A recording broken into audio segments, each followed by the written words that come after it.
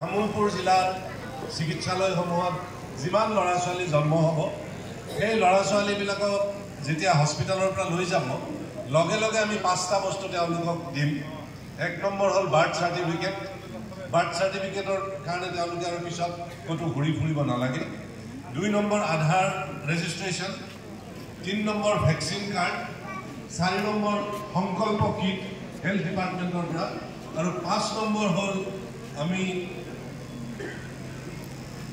সংকল্প কিট মই ক'লোঁ, আধাৰ কাৰ্ড মই ক'লোঁ, বাৰ্থ ৰেজিষ্ট্ৰেশ্যন কাৰ্ড মই ক'লোঁ, আৰু সুকন্যা আঁচনি যিটো আমাৰ পোষ্টেল ডিপাৰ্টমেণ্টৰ আছে, সুকন্যা আঁচনিটো আমি লগে লগে তেখেতসকলক ৰেজিষ্টাৰ কৰি দিম।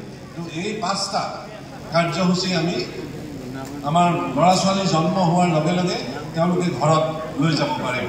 আৰু তাৰ কাৰণে আধাৰৰ ৰেজিষ্ট্ৰেশ্যনৰ কাৰণে বা বাৰ্থ ৰেজিষ্ট্ৰেশ্যনৰ কাৰণে তেওঁলোকে বেলেগত যাব নালাগে। আজিৰ এই পবিত্ৰ অনুষ্ঠানটোতে মই এই কথাটা আপোনালোকৰ ওচৰত ধন্যবাদ। Thank you sir.